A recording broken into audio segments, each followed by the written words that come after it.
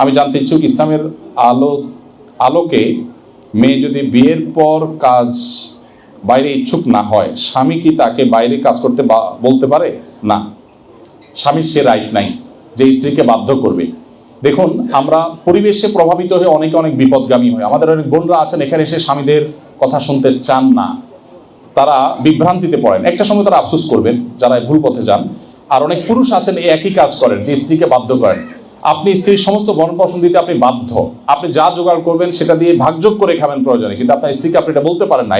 এটা এক ধরনের কাপুরুষত্ব, যে আপনি স্বামী হিসেবে আপনার স্ত্রীকে কাজ করতে বাধ্য করছেন বা নির্দেশ করছেন।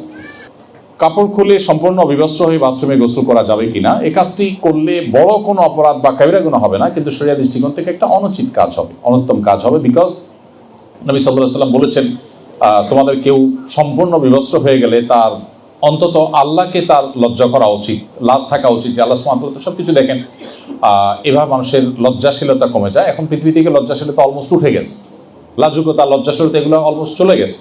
আর এর ফলে মানুষের আরো নানাবিধ ক্ষয়ক্ষতিও হয়, যার কারণে নবী সাল্লাল্লাহু আলাইহি ওয়াসাল্লামের সুন্নাহ এর খেলাফ এটাকে মাকরু বলেছেন ওলামায়ে কেরাম, অর্থাৎ অনুচিত, ছোট গুনাহ হয়। তবে বড় কোনো গুনাহ অর্থাৎ কবিরা গুনাহের মাধ্যমে হয় না, এটাকে অ্যাভয়েড করা উচিত এবং কর্তব্য আমাদের। ইজ এঙ্গেজমেন্ট হালাল উইদাউট নিকাহ? না, বিবাহ ছাড়া কোনো এঙ্গেজমেন্টের কোনো ভিত্তি ইসলামে নাই। এটা আমাদের সমাজে মন গড়া একটা কালচার শুধুমাত্র। বিবাহ হয়ে যাবে, আগ্ধ হয়ে যাবে, এরপরে উঠাইয়ে নেওয়া অন্যান্য সব প্রসিডিউর পরে হবে, কিন্তু এঙ্গেজমেন্টের নামে ঝুলায় রাখবেন এটা জায়েজ নাই, সম্পূর্ণ না জায়েজ। অনেকে এঙ্গেজমেন্ট করে এরপরে স্বামী স্ত্রীর মতো যোগাযোগ করে, কথাবার্তা বলে, এটা হালাল না। রুকিয়া করার সঠিক নিয়ম কি? কোন কোন সূরা মিলে পড়তে হয়? রুকিয়া খুবই গুরুত্বপূর্ণ একটি সলিউশন আমাদের অনেক সমস্যা, ফিজিক্যাল, মেন্টাল অনেক সমস্যার সমাধান হলো রুকিয়া। কোরআনকে আল্লাহ রাব্বুল আলামিন কিছু কোরআনের মিরাকলিক দিক রেখেছেন, এর ভিতরে একটা হলো রুকিয়া।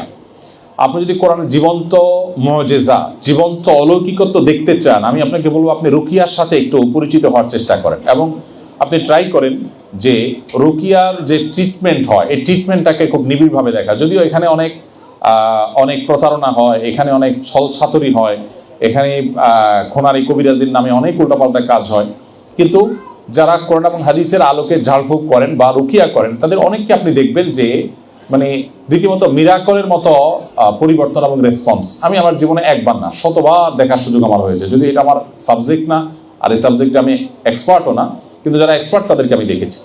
বাসায় বাচ্চাদের অনেকে আছে অ্যাবনর্মাল আচরণ করে, অস্বাভাবিক আচরণ করে, এদের অনেকেরই রুকিয়া রিলেটেড সমস্যা থাকে। সো এদেরকে যদি রুকিয়া করা হয় দেখবেন যে তাদের সমস্যাগুলোর সমাধান অনেক ক্ষেত্রে হচ্ছে। এখন কথা হলো রুকিয়া কিভাবে করবেন। এর উত্তর হলো সোশ্যাল মিডিয়াতে রুকিয়া সাপোর্ট গ্রুপ আছে অনেকগুলো, একটু দেখে যেটা আপনার কাছে অথেন্টিক মনে হবে সেরকম একটা গ্রুপে জয়েন করলে আপনি অনেকগুলো আইডিয়া পাবেন। সেলফ রুকিয়া নামে অনেকগুলো বই আছে, আমাদের লন্ডনের ডক্টর আব্দুল সালাম আজাদির একটা বই আছে রুকিয়ার উপরে। দেশে আমাদের অনেক ভাইয়েরা অনেক সুন্দর সুন্দর রুকিয়ার উপরে বই লিখেছেন, সমকালীন প্রকাশনী থেকে একটা চমৎকার রুকিয়ার উপরে বই আছে, আর অনেকেই করেছেন। তো এই বইগুলো আপনার কালেকশনে থাকতে পারে, এগুলো পিডিএফ হোক আর এটার আপনার প্রিন্টেড ভার্সন হোক, আপনার কাছে যদি থাকে আপনি ইনশাআল্লাহ রুকিয়া নিজে নিজে করতে পারবেন। অনেক মোবাইলে অ্যাপ স্টোরে, প্লে স্টোরে আপনি রুকিয়া যদি লিখে সার্চ দেন দেখবেন যে অনেকগুলো অ্যাপ আসছে, এগুলো ডাউনলোড করে আপনি শুনতে পারেন। আলাদা আলাদা রুকিয়া আছে, ওয়াসওয়াসার জন্য, বাচ্চাদের জন্য আলাদা আলাদা, সেগুলো আপনি যদি শুনেন এবং মনোযোগ দিয়ে যদি শুনেন, হেডফোন লাগায় খুব মনোযোগ দিয়ে, দেখবেন আপনি ব্যাপকভাবে পরিবর্তন আপনার মধ্যে লক্ষ্য করছেন। যারা রুকিয়া করে এই সাবজেক্টে যারা এক্সপার্ট আছে, এরকম বহু লোক আছে যাদের সাথে যোগাযোগ করলে আপনি পরামর্শ পাবেন। একটা কমন রুকিয়া আছে যেটা আমরা সবাই করতে পারি, চলো যে সূরা ফাতিহা সকল রোগের শেফা হিসাবে কাজ করে। সো বাচ্চা অস্বাভাবিক আচরণ করছে, বাসায় কিছু অস্বাভাবিক কিছু ফিল করছেন, আপনি সূরা ফাতিহা পড়ে ফু দেন। সেই সাথে আপনি 3 কুল পড়তে পারেন, সূরা ইখলাস, সূরা ফালাক, সূরা নাস, 3 বার পড়ে ফু দিলে যেই কোনো সমস্যার জন্য কমন সমাধান হিসাবে কাজ করে।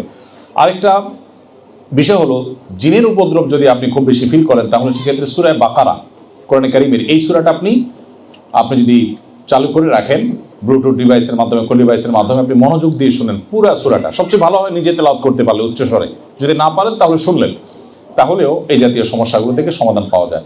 আপনি নিজে কি কি করতে পারেন তার জন্য অনেকগুলো আইডিয়াস পাবেন ওই যে আপনার রুকিয়া সাপোর্ট গ্রুপগুলোতে। আসুন্নাহ ফাউন্ডেশন, উম্মার স্বার্থে সুন্নাহর সাথে।